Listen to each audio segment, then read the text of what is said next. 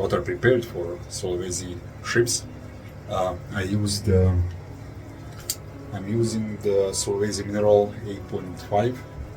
This mineral dissolves very hard, and you have to use CO2. So I tried both methods. I used the CO2 injection directly into the bucket, and before that dissolved it in hot water, and I used the soda stream technique. And if you already have soda stream, then it's the cheaper way, as I figured, because it's dissolved the same with both methods.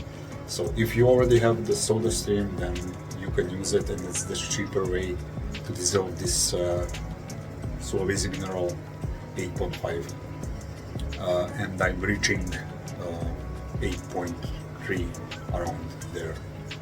So it's perfect for our shrimps. Yeah, before you ask, I put another thermometer here to see the difference. That one measures the temperature there, and this one from the temp control is measuring here. So you can see there are a little bit of a difference. So it's already, because it's a digital thermometer, there are already a little bit difference, but here's, as you can see, 0.2 Celsius difference, and that's only the marginal difference between the two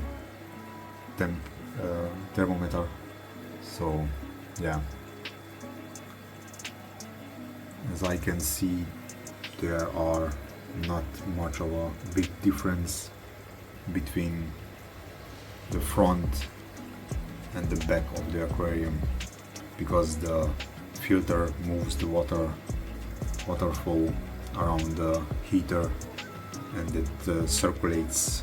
I have a very good flow here on this sponge filter, and it moves the water around, as you can see from the bubbles. The bubbles are moving nicely in the circle. So I will take this out. It was only in to test, but it's a very little aquarium, so there shouldn't be a big difference between the back and the front in this water column. But I was very interested, so that's why I made a little bit experiment. So I want to show you what I'm doing with my water here. So there is a 5-liter jug, and in this jug is RO water, but this RO water is with pH plus. So I make my RO water with this pH plus about 8 I would say 3, about around there, because the water for the water change is 8.5,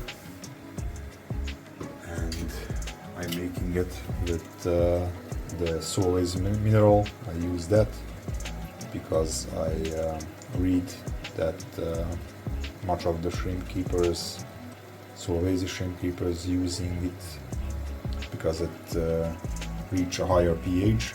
So I didn't manage to reach the 8.5, but I'm reaching about 8.3, 8.4, and that's why my RO water is also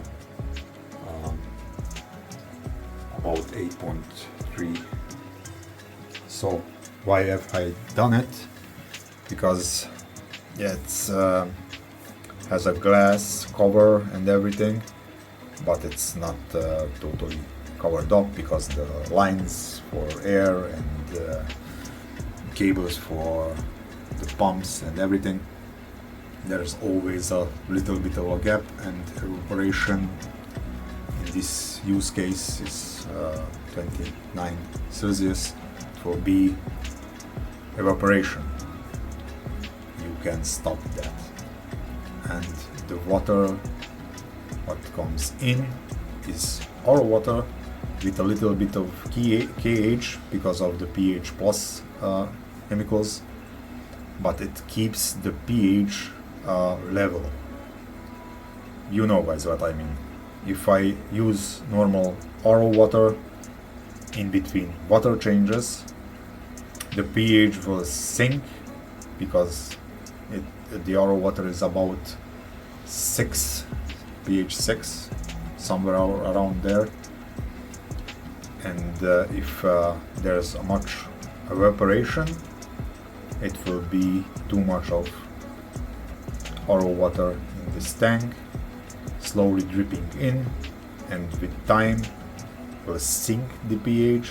Then I do my water changes, then I have higher pH or the right pH again, and under the 2 weeks so I do 2 weeks 10% water change in this aquarium. Until now I did so. It's only because I don't feed them very much. I feed them with a little bit of powdered food every 2 or 3 days, and a little bit of pellets, mostly because of the snails, because the shrimps don't care much. They munch on it a little bit, but they all go away. They then go away and eating the other stuff in the tank, but the snails they need also something to eat, yeah? And the water quality is stable until now, and I don't need to do so often a water change. So between water changes I can keep my water pH on the right level, so the shrimps are not too much stressed. In this case they are already tank breed shrimps, so they are not wild catched, and they are used to the lower pH and the pH inconsistency, to say, but it's not healthy for them to have a big pH swing, so that's why I use the pH plus. I don't really like the fact that I am using chemicals, but sometimes you need to. I have also a bag of Purigen in there, just in case. I measure the water parameters very often. Until now I have not have probably I am feeding them very little, because they are not tolerate not even much as the Caribbeans. So yeah, you have to be careful with this type of shrimps. But as I have said, they are not wild caught, and they are, I would say, used to a little bit of not 100% crystal water parameters. But yeah, you have to try, do your best.